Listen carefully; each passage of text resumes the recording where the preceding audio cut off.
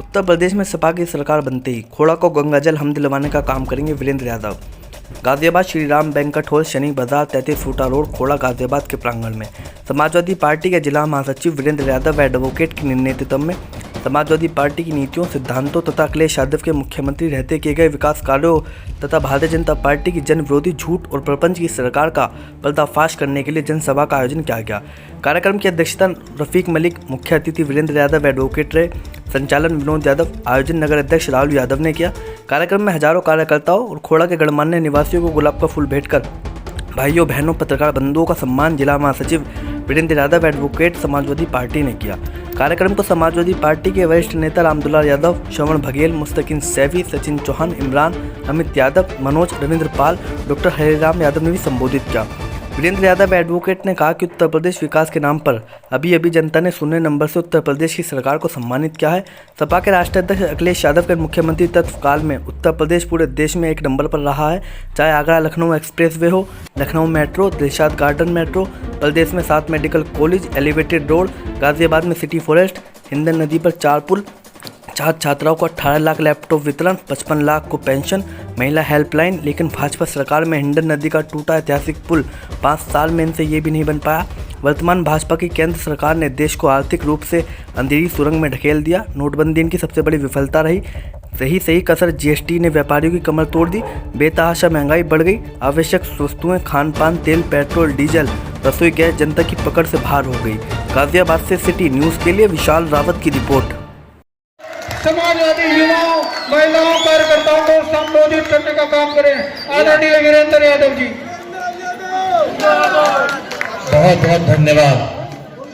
मेरा छोटा भाई विनोद यादव, बहुत ही सुंदर संचालन उसके द्वारा आज इस मीटिंग को सफल किया गया।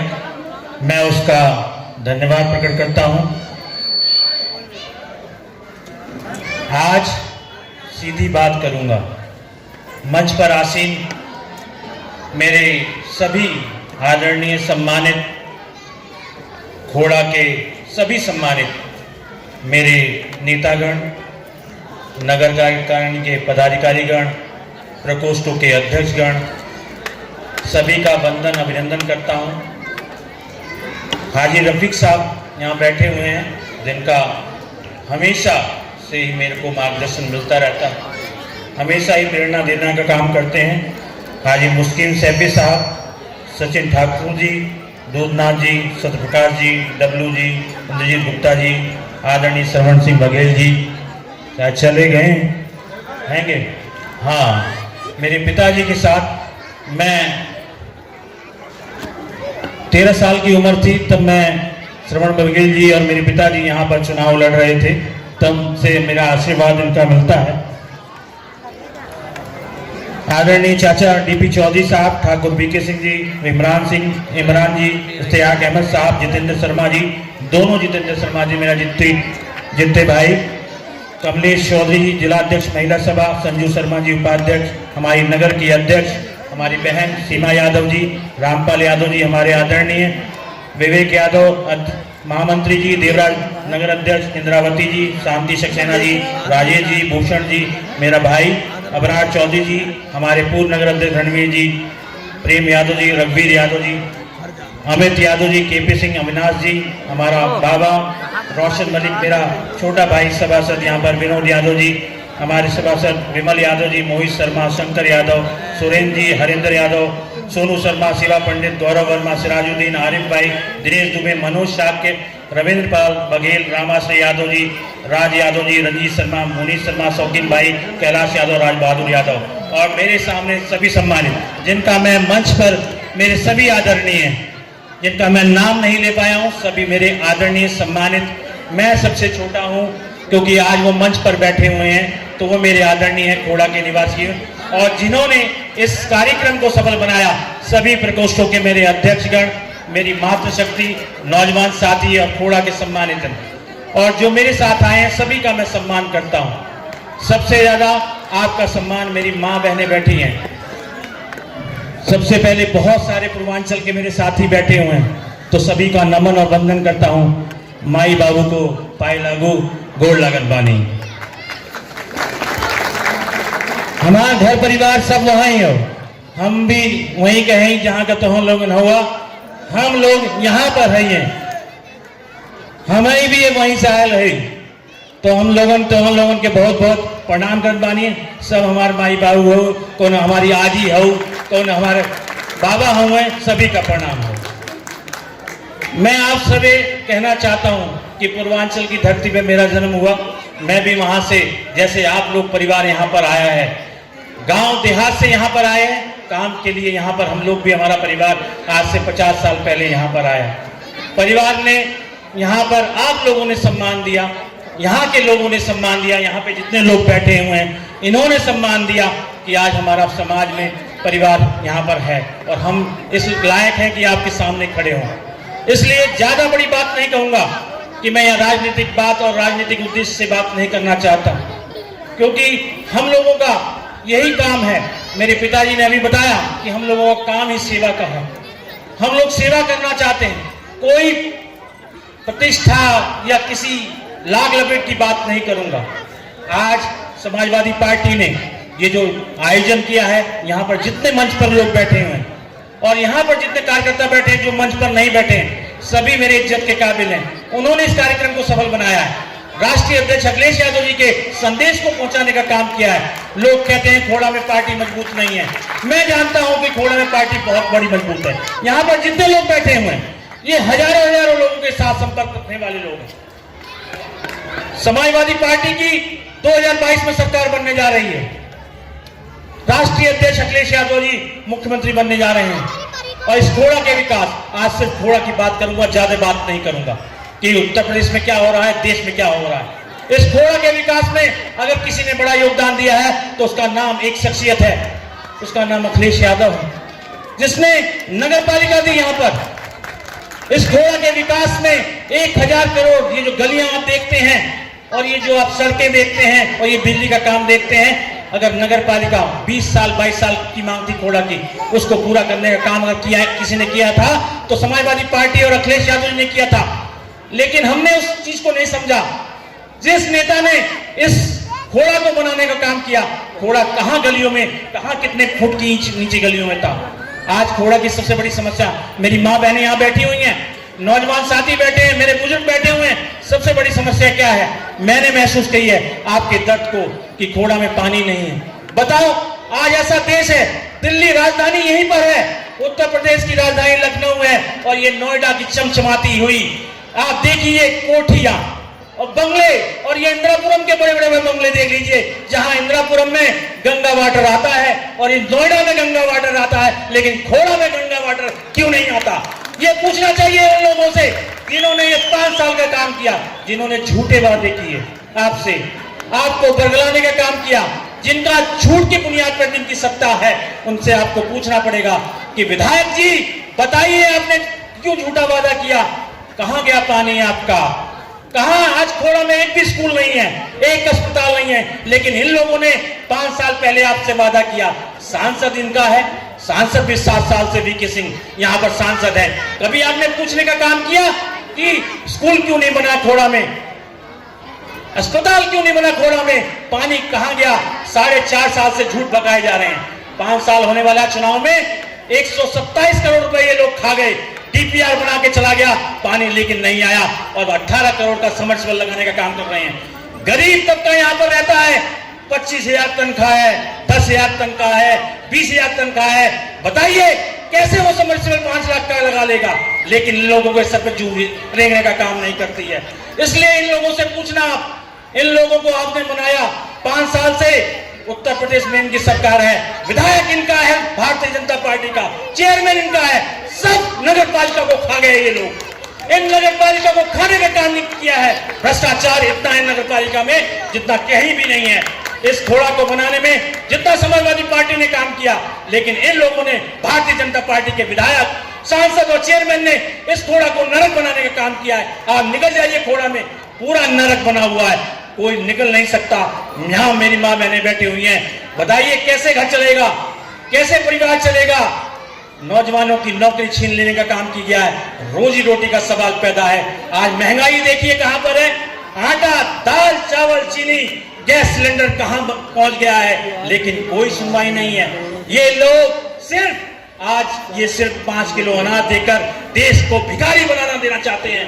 देश सिर्फ भीख के सहारे चलाना चाहते हैं कि 5 किलो अनाज मिल जाए, बस ये देश इस तरह चलाना चाहते हैं। कोई आपके बच्चों की पढ़ाई के लिए बात नहीं करता। बात होनी चाहिए मसला क्या है इस देश के अंदर, इस प्रदेश के अंदर और खोड़ा के अंदर। खोड़ा के विकास का होना चाहिए कि खोड़ा के बच्चे कहां जाएंगे स्कूल में, स्कूल का मसला होना चाहिए। खोड़ा में जो बीमार होगा, हमारा सगा संबंधी बीमार होगा, खोड़ा के हमारे निवासी बीमार हो गए, उसके लिए अस्पताल कहां होगा, बच्चे कहां पार्कों में खेलेंगे। इतनी जमीनें पड़ी हुई खोड़ा में एलएमसी की, लेकिन सब माफियाओं ने कब्जा कर ली, किसी ने सुनवाई नहीं करी। ये सत्ता आती गई और जाती गई, लेकिन माफिया गर्दी चलती रही।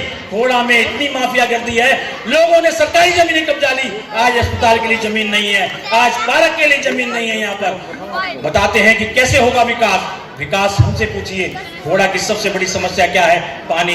बहुत तरस रहे हैं लोग, लेकिन इस बार आप आइएगा, जो विधायक भी आए, जो विधायक का भारतीय जनता पार्टी का है, उससे पूछना 5 साल में आपने क्या किया। सिर्फ झूठा वादा किया आपने, झूठा बरगलाने का काम किया। मसला आज क्या है? हम लोग यहाँ समाजवादी पार्टी के लोग यहाँ पर बैठे हुए हैं, हम लोग आपसे समर्थन मांगने आए हैं कि समाजवादी पार्टी और आदरणीय अखिलेश यादव जी को समर्थन दीजिए। मसला आज देश में होना चाहिए स्कूल का, पढ़ाई का, अस्पताल का, रोजगार के नौजवान का। मसला क्या होता है? मसला ये लोग बनाना चाहते हैं सिर्फ मंदिर और मस्जिद का। मंदिर और मस्जिद आस्था का प्रश्न है, हमारे धर्म का प्रश्न है कि हम लोग आस्था भगवान को सभी मानते हैं। जो हिंदू भाई हैं वो हिंदू धर्म को मानते हैं, मंदिर को मानते हैं। जो मुस्लिम भाई यहाँ पे बैठे हैं, जो ईसाई भाई बैठे हैं, सब अपने धर्म को समान मानते हैं। लेकिन उन्होंने नफरत की खाई पैदा करने का काम किया है। आज सारे समाज में नफरत की वातावरण पैदा कर दिया है। इस नफरत के वातावरण को दूर करेगी तो समाजवादी पार्टी, जो सबको लेकर चलने का काम करती है, जब सभी समानता के भाव पैदा करती है, जिसमें जाति और धर्म का भेदभाव नहीं है। मसला आज ये होना चाहिए बच्चों की, हमारी पढ़ाई का, बच्चों के रोजगार का बात करती है सरकार। इन लोगों ने कहा था कि 2 करोड़ लोग नौजवानों को नौकरी देंगे, और हमारे योगी बाबा ने कहा था 75 लाख लोगों को नौकरी देंगे। बताइए, आप बताइए, 7 साल में सरकार चल रही है और 5 साल में कितने नौजवानों को नौकरी देने का काम किया? ये चाहते ही नहीं हमारे बच्चे पढ़ लिख लेंगे, क्योंकि इसलिए स्कूल इसलिए नहीं खोले गए कि हमारे बच्चे पढ़ ना पाए। आज भी हमारा बच्चा जो है दिल्ली में जाकर पढ़ता है, आज भी इलाज के लिए हमें दिल्ली के अस्पतालों में भटकना पड़ता है या नोएडा के अस्पतालों में भटकना पड़ता है। खोड़ा में विकास क्यों नहीं हुआ? खोड़ा की 10 लाख आबादी, 2 लाख मतदाता, क्यों इसको अछूता किया जाता है? लोग कहते हैं कि इंदिरापुरम में गंगा वाटर आ जाएगा, नोएडा में आ जाएगा, तो खोड़ा में क्यों नहीं आ सकता? खोड़ा में गंगा वाटर आएगा। समाजवादी पार्टी नगर पालिका लाई है तो समाजवादी पार्टी ही पानी लेके आएगी, ये विश्वास दिलाता हूं। 6 महीने के अंदर समाजवादी पार्टी की सरकार बनेगी। 6 महीने में अगर पानी नहीं आया तो आप बता दीजिएगा, यहाँ समाजवादी पार्टी के जितने लोग बैठे हुए हैं, जितने नेता बैठे हैं, जितने कार्यकर्ता बैठे हैं, उनका गिरबान पकड़ के अगर समाजवादी पार्टी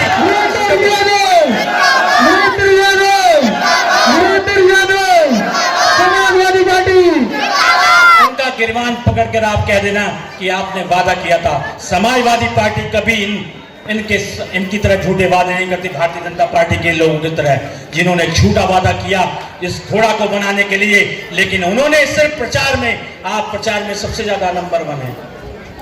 लाल टोपी भी की बात करते हैं, लेकिन इन काली टोपी वालों में आप सावधान रहना, इनमें कोई दिल नहीं है। इन काली टोपी वालों में कोई दिल नहीं है, क्योंकि ये कभी किसी के दर्द को महसूस नहीं करते। इस काली टोपी वाले, ये लाल टोपी, लाल रंग से खतरा महसूस करते हैं। लाल टोपी हमारी माँ बहनों का सुहाग का रंग है, उनके सिंदूर का रंग है। लाल टोपी हमारी सुहाग का रंग है। और इन काली टोपी वालों से सावधान रहता है, इनके झूठे वादों में मत आ जाना।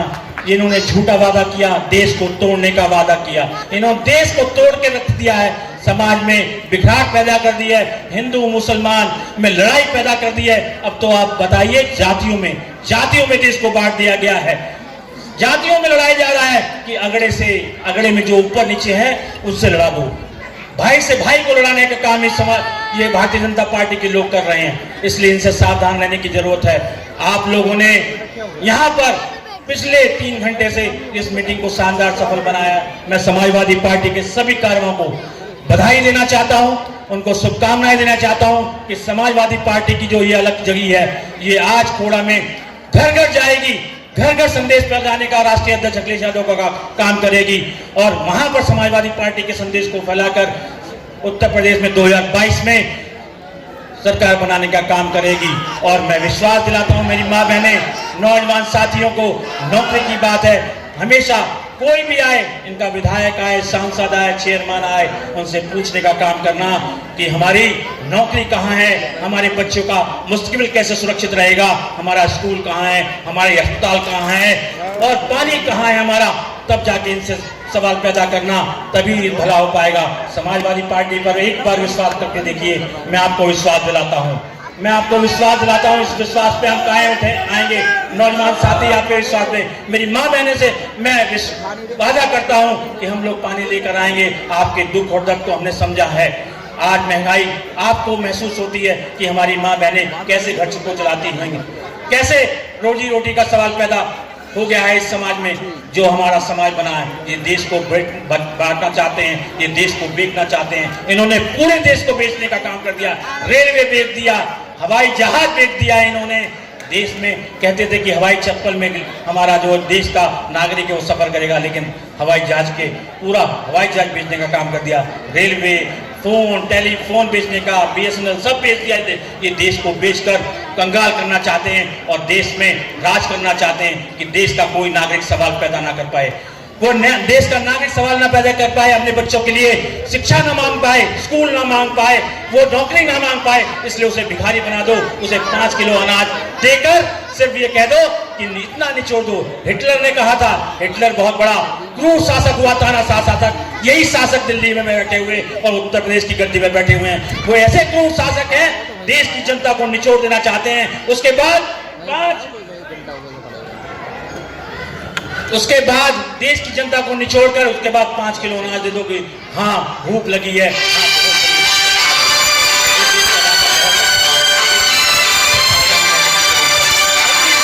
की जरूरत है जिसमें आप सवाल पैदा करो, अपने बच्चों के लिए सवाल पैदा करो, क्योंकि हम लोग और हमारी आने वाली पीढ़ी, ये जो नौजवान साथी बैठा हुआ है, हमें माफ नहीं कर पाएंगे कि हमारे लोगों ने, हमारे बुजुर्गों ने, हमारी माँ बहनों ने सवाल नहीं पैदा किया कि खोड़ा का विकास कैसे होगा, हमारे बच्चों को नौकरी कैसे मिलेगी, हमारे बच्चों का अस्पताल कैसे बनेगा। इसलिए सवाल पैदा करना, इसलिए बच्चों की शिक्षा बहुत जरूरी है। जिस शिक्षा को खत्म करना चाहते हैं, नौकरी को खत्म करना चाहते हैं, नौजवानों को बेरोजगार रखना चाहते हैं। इसलिए मैं आप लोगों से कहने आया हूँ, निवेदन करने आया हूँ, खोड़ा की बहुत बड़ी समस्या है। इन्होंने खोड़ा पर टैक्स लगाने का काम किया। मैं आप लोगों से निवेदन करना चाहता हूं, कोई टैक्स देने का काम मत करना इनको, क्योंकि कोई खोड़ा जब तक सुविधा ना हो तो कोई टैक्स देने की जरूरत नहीं है। हम आपके साथ खड़े हुए हैं। खोड़ा में पानी नहीं है, सीवर लाइन नहीं है, लेकिन ये लोग टैक्स लगाना चाहते हैं, भारतीय जनता पार्टी के लोग, और इनके चेयरमैन यहाँ पे खोड़ा की जनता पर टैक्स का बहुत देना करना चाहते हैं। इसलिए मैं आप लोगों से कहना चाहता हूँ, कभी टैक्स में देना, जब तुम उनसे सवाल करना, जब तक पानी नहीं लाओगे तो कोई टैक्स नहीं दिया जाएगा। 200 रुपए, 500 रुपए एक खोड़ा में नंबरिंग के लिए नाम पे लूटा जा रहा है। आप समझ सकते हैं कितना भ्रष्टाचार इस नगर पालिका में और इस विधायक ले और इस सांसद लोग कर रहे हैं। इनसे सावधान रहने की जरूरत है। और अभी टैक्स में इतना समाजवादी पार्टी की सरकार बनेगी, मैं आपको विश्वास दिलाता हूं, जब तक सुविधा नहीं आएगी तब तक कोई टैक्स समाजवादी पार्टी खोड़ा में लगाने का काम नहीं करेगी। मैं आप लोगों से विश्वास दिलाता हूं, समाजवादी पार्टी की सरकार बनेगी, सुविधा मिलेगी, तब टैक्स लगेगा, नहीं तो इनको टैक्स देने की कोई जरूरत की नहीं काम है। मैं आपको बहुत बहुत धन्यवाद देना चाहता हूं। काफी समय से आप लोग यहाँ पर बैठे हुए हैं। मैं समाजवादी पार्टी के सभी पदाधिकारी को, मातृशक्ति को और नौजवान साथियों को, खोड़ा के बुजुर्गों, नौजवान साथियों को विशेष आभार व्यक्त करता हूं कि जिन्होंने इतना बड़ा प्यार और सम्मान मुझे दिया। मैं उनका सम्मान हमेशा ऋणी रहूंगा, चाहे विधायक बना या ना बना, विधायक लड़ूं या ना लड़ूं, लेकिन आपका ये कर्ज मेरे ऊपर रहेगा। मैं विधायक, चाहे आपके लिए आपने मुझे आज बना दिया, आपका ये प्यार, ये सम्मान मैं हमेशा जीवन भर ऋणी रहूंगा। ये सम्मान हमेशा संजो कर रखूंगा। आपके किसी काम में आ पाया तो मैं उस काम में आऊंगा, आगे बढ़ चलकर आपके सामने चलने का काम करूंगा। बहुत बहुत धन्यवाद, बहुत बहुत आभार। सेन समाजवादी पार्टी के खोड़ा क्षेत्र के सभी नेतागण, महिला सभा की जिला और खोड़ा की अध्यक्ष और सभी यहाँ पर जो वरिष्ठ सम्मानित साथी बैठे हैं, बहुत पुराने लोग हैं। मैं सबका नाम अगर छूट जाएगा तो नाराज हो जाएंगे, इसलिए मैं सबका सम्मान करते हुए आज जो यह सभा आप लोगों ने वीरेंद्र जी के लिए बुलाई है, वीरेंद्र यादव के नेतृत्व में बुलाई है। मैं आप लोग यहाँ पर उपस्थित हैं, हम आप लोगों का सभी का हार्दिक अभिनंदन करते हैं। मैं माताओं, बहनों और बेटियों का भी हार्दिक अभिनंदन करता हूँ कि जो डॉक्टर राम मनोहर लोहिया ने सोचा था कि बहनों की जो 50% है इस देश में, उनकी भी राजनीति में भागीदारी होनी चाहिए। खोड़ा ने यह सिद्ध कर दिया है कि मेरी बहनें बिल्कुल सक्रिय हैं राजनीति में।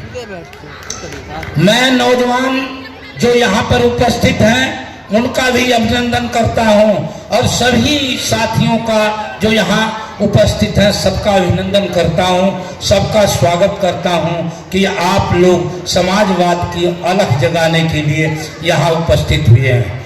हम अपने राष्ट्रीय नेता श्री अखिलेश यादव का भी अभिनंदन करता हूँ कि आप लोगों को अखिलेश यादव जी ने और सभी खोड़ा के लोगों ने तैयार किया कि आप लोग समाजवाद की नीतियों को, सिद्धांतों को आगे बढ़ाएंगे।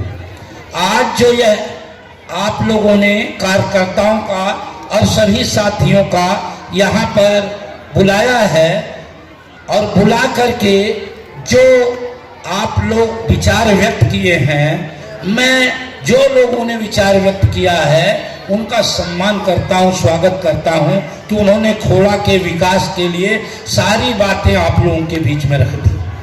मैं आप लोगों के बीच में इतना कहना चाहता हूं कि राजनीति की दिशा बदली हुई है। आज जो इस देश के अंदर और प्रदेश में सरकार है डबल इंजन की, वो दोनों इंजन फेल हो चुका है। दोनों इंजन कैसे फेल हो चुका है कि जो इन लोगों ने देश की जनता के लिए और प्रदेश की जनता के लिए वादा किया था, इन्होंने ये वादा पूरा नहीं किया।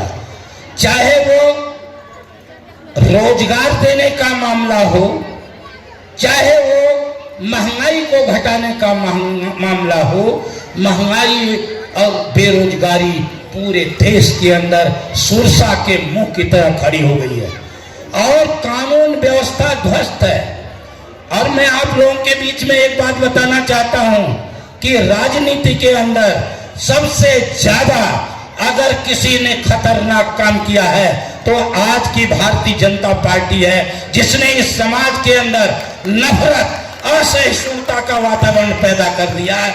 यहाँ की जनता को भाई से भाई को लड़वा दिया है, जातिवाद पैदा कर दिया है, धार्मिक पाखंड पैदा कर दिया है। ये बात आप लोगों को बतानी पड़ेगी। और मैं एक बात और कहना चाहता हूं आप लोगों को, माननीय राष्ट्रीय अध्यक्ष से ये कार्यकर्ता इतना बड़े ताकत है, किसी भी पार्टी का राष्ट्रीय अध्यक्ष कार्यकर्ताओं की बात को सुनता है।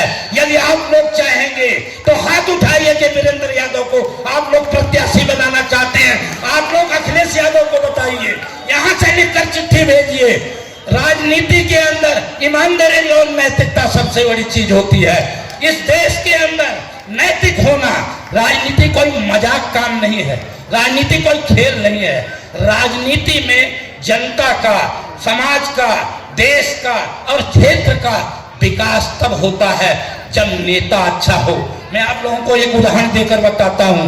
किसान आंदोलन था और लखीमपुर खीरी में हुआ क्या, जो टैनी है वो 302 का मुलजिम है, उसके लड़के ने किसानों के ऊपर गाड़ी चढ़ा दी।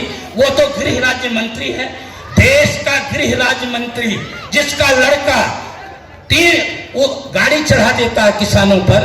अगर वो 302 का मुलजिम न होता तो उसका लड़का उस पर गाड़ी चढ़ाता किसानों पर। मैं आप लोगों से पूछना चाहता हूं, राजनीति की एक दिशा होती है।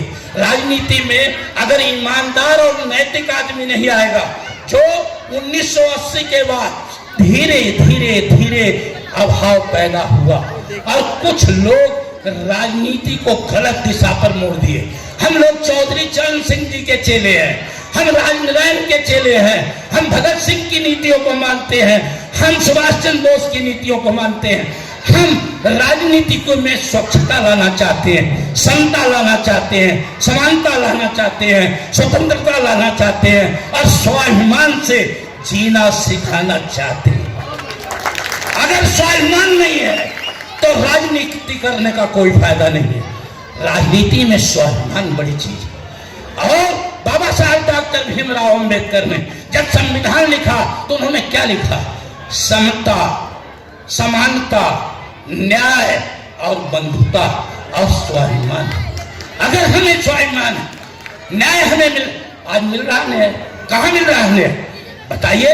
ऐसी अन्यायी सरकार, अगर सरकार के खिलाफ कोई बोलता है तो उस पर मुकदमा लिख दिया जाता है और मुकदमा लिखकर उसे जेल में डाल दिया जाता है। विकास का काम पूरे उत्तर प्रदेश में एक नहीं किया और क्या कहते हैं? सबका साथ सबका विकास। मैं कहता हूं सबका साथ और केवल अपना विकास। इन्होंने अपना विकास किया, इन्होंने जनता का कहां विकास किया है? 3 गुना सिलेंडर का दाम हो गया, ये किसका विकास हुआ? और एक और आंकड़ा देता हूं आप लोगों के बीच में। कोरोना में 97% लोगों की आमदनी घट गई और देश के 1% पूंजीपतियों की आमदनी 13 लाख करोड़ बढ़ गई। अब और 14 करोड़ लोग इस देश के अंदर बेरोजगार हो गए। अगर उन लोगों में इस संपत्ति को बांटा जाए, केवल कोरोना काल की संपत्ति को अगर बांटते हैं आप, तो लोगों को 1,40,000 रुपए मिलते। इनकी आमदनी कैसे बढ़ गई? क्योंकि सरकारी संरक्षण है। किसान का कर्जा माफ नहीं होता, छोटे दुकानदार का कर्जा माफ नहीं होता और इनका 6 लाख करोड़ 9 लाख करोड़ रुपया पूंजीपतियों का माफ हो जाता है। मैं लगातार बताता था लोगों को कि यह सरकार घोर पूंजीपतियों की सरकार है। इससे बड़ी खतरनाक सरकार हो नहीं सकती। लेकिन जनता ने यहां गलती की। क्या गलती की? इन्हें वोट देकर, पैसा इन पर, ताकत इन पर। जब पैसा इन पर और सारी ताकत इन पर है और राज्य की सब ताकत भी आपने ही नहीं दे दी। कम से कम ये तो सोचते हैं कि सबसे पैसे वालों को राज्य की ताकत नहीं देनी है, राज्य की ताकत जनता के पास होनी चाहिए। जो डॉक्टर अंबेडकर ने कहा, बाबा साहब ने कोई मामूली बात कही थी, लेकिन आप लोगों ने उन्हीं पैसे वालों को सारी ताकत दे दी। क्या हमारी गलती नहीं है? हम लोगों ने समझा, या तो हम समझा नहीं पाए या हमारे लोग समझ नहीं पाए बात को। और माफ करना, हमारा जो परिवार है, हम आज से राजनीति में नहीं है, हम 50 वर्ष से राजनीति में है। और बता दूं कि मुलायम सिंह यादव जी ने मुझे हॉटलाइन पर टिकट दे दिया था जब वो मुख्यमंत्री थे। मैं उत्तर प्रदेश में सबसे ज्यादा वोटों से नगर निगम का चुनाव जीता था। मैं बिरादरीवाद की राजनीति नहीं करता हूं। वहां 25 घर भी यादवों के नहीं थे। मैं सारी जनता के साथ और मेरा परिवार सारी जनता के साथ काम करना चाहता है और देश की जनता, प्रदेश की जनता और गाजियाबाद की जनता का कैसे सार्वभौमिक विकास हो, उस काम को करना चाहता है। अब मैं एक बात और बताकर अपनी बात समझ करूंगा, क्योंकि बोलने वाले हो रहे हैं। मैं आप लोगों के बीच में, ये वीरेंद्र जो हैं मेरे बेटे हैं, मुझे नहीं बोलना था, मैं मना भी कर रहा था, लेकिन मुझे बोलना पड़ा। यह जब ये पढ़े AA और LLB किया इन्होंने, तो हमने कहा वकालत करो, वकील वकालत करी। इन्होंने कहा पिताजी, कोई आया और उसने बहुत ज्यादा पैसे मांग लिया, जहां जिसके पास ये सीख गए थे। इन्होंने कहा पिताजी वो तो गरीब आदमी था और वकील साहब ने पैसे ज्यादा मांग लिए। और तो मैंने कहा वकील साहब इतना पैसा क्यों ले रहे हो, तो गरीब आदमी है। तो उन्होंने कहा तू वकालत नहीं कर सकता, अगर गरीब आदमी यहाँ कौन सा धंधा से खा रहा है, गरीब आदमी से पैसा नहीं लेंगे तो हमारा काम कैसे चलेगा। मैं कहा बेटा तुम्हें वकालत करने की कोई जरूरत नहीं, तुम केवल समाज की सेवा करो, देश की सेवा करो। देश और समाज की सेवा करने वाला सबसे बड़ा काम करने वाला है। इन्होंने पूरा जीवन, पूरा टाइम, इन्हें अपने फैक्ट्री का भी पता नहीं, अपने प्लॉट का पता नहीं, मकान का, कि मतलब केवल राजनीति में। तो मैं आप लोगों से यही कहने आया हूं, और मेरे परिवार के ऊपर इस दामन में एक जरा सा भी छींट भी लग जाए तो मैं राजनीति छोड़ दूंगा। मैं आप लोगों के बीच में वादा करता हूं। और मैं वीरेंद्र के लिए भी मैं आप लोगों के बीच में कहना चाहता हूं, यह रात दिन आपकी सेवा करेगा। और मैं आप लोगों को बताऊं कि हमें तो जितना विधायक के पास पैसे उससे उतना तो मेरा एक बेटा जो इंजीनियर बैठा वैसे ही कमा देता है। हमें पैसे की बात नहीं है, हम तो वो भी आप लोगों को दे देंगे। तो भैया ऐसा है, आप लोग मजबूती से डटो और ईमानदार और नैतिकता की बात करो, क्योंकि पार्लियामेंट में 233 से ज्यादा लोकसभा सांसद बहुत खराब पहुंच गए और विधानसभाओं में बहुत खराब लोग पहुंच गए, जो गुंडागर्दी कर रहे हैं, मक्कारी कर रहे हैं, वही असहिष्णुता फैला रहे हैं, वही नफरत फैला रहे हैं, वही सद्भाव, भाईचारा, प्रेम और न्याय और बंधुत्व पैदा नहीं करने देना चाहते समाज में। तो मैं आप लोगों का बहुत अभिनंदन पुनः करता हूँ, स्वागत करता हूँ कि आप लोगों ने मेरी बात सुना। मैं आप लोगों से निवेदन करता हूँ कि आप अपने कर्तव्य पथ पर डटे रहें, और आप लोगों का भी अभिनंदन करता हूँ। आप लोग हजारों की तादाद में हैं, एक एक घर चले जाना, एक एक घर चले जाना वीरेंद्र के लिए, और ये कहना कि ये सबसे अच्छा है, ये सबसे अच्छा है, ये हमारा सेवक है और सेवा करेगा, और ना करे तो इसके कान पकड़ लेना। आपको अधिकार करते कर जा रहा हूँ। बहुत बहुत धन्यवाद करता हूँ।